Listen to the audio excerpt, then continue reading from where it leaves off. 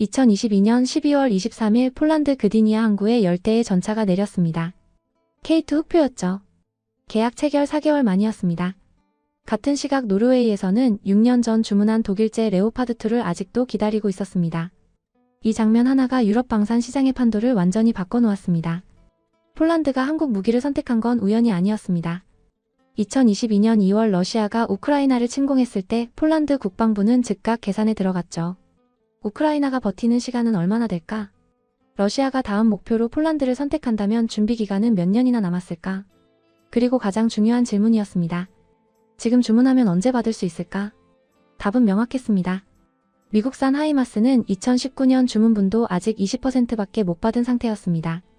독일제 판저비츠 2000은 주문 접수조차 3년 대기였죠. 프랑스 시저 자주포는 가격 협상만 1년 반이 걸렸습니다. 반면 한국은 달랐습니다. 현대로템 창원 공장에서는 매달 K2 전차를 생산하고 있었고 한화에어로스페이스 창원 공장에서는 K9 자주포 라인이 풀가동 중이었습니다. 생산 중인 무기를 바로 돌릴 수 있다는 뜻이었죠. 폴란드는 2022년 7월 바르샤바에서 한국 방산업체들을 만났습니다. 현대로템, 한화에어로스페이스, 한국항공우주산업까지 총출동이었죠. 회의는 단도직입적이었습니다. 얼마나 빨리 줄 수 있나? 현대로템은 답했습니다. 연말까지 10대, 이후 매달 평균 15대 이상 가능합니다. 한화에어로스페이스도 같은 대답이었습니다. 올해 안에 첫 물량 24문 납품 가능합니다.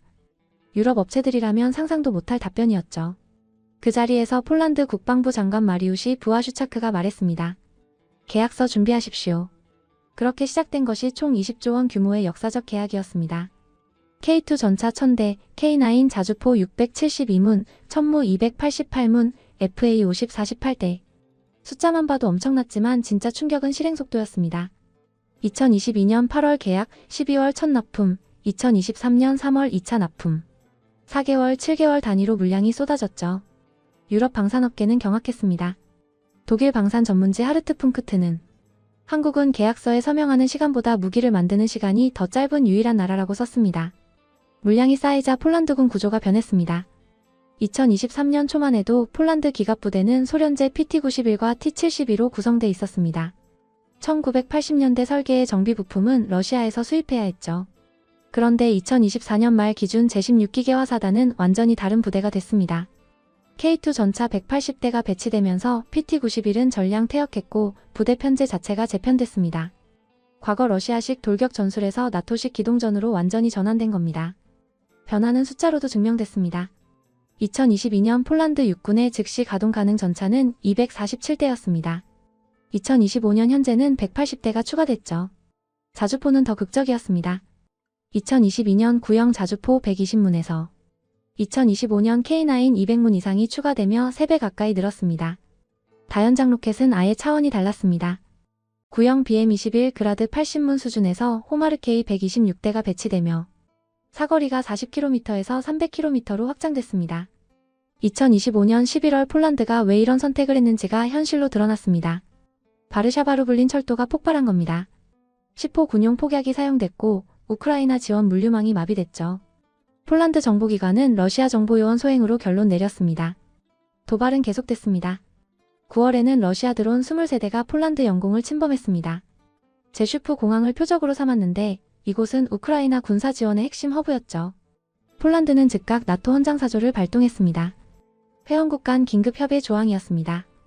이때 폴란드가 보여준 대응이 압권이었습니다. 야간에 K2 전차 수십 대를 동부 전선으로 긴급 이동시켰죠. 호마르K 발사대들도 우크라이나 국경 인근으로 재배치됐습니다. 러시아 위성이 감지하기 전에 모든 이동을 완료했습니다. 폴란드 합참은 성명을 냈습니다. 우리는 준비됐다. 언제든 대응할 수 있다. 빈말이 아니었습니다. 실제로 180대 K2 전차가 작전 가능 상태였고 200문 이상의 K9이 탄약을 장전한 채 대기 중이었으니까요. 유럽 각국은 이 장면을 지켜봤습니다. 그리고 깨달았죠. 전쟁 준비는 회의실이 아니라 공장에서 결정된다는 사실을 말입니다. 루마니아가 가장 먼저 움직였습니다. 2024년 K2 전차 250대 도입 협상에 들어갔죠. 슬로바키아는 폴란드가 현지 생산하는 K2PL 공동 구매를 제안했습니다. 노르웨이는 천무와 하이마스 중 최종 선택 단계에서 독일 유로펄스를 탈락시켰습니다.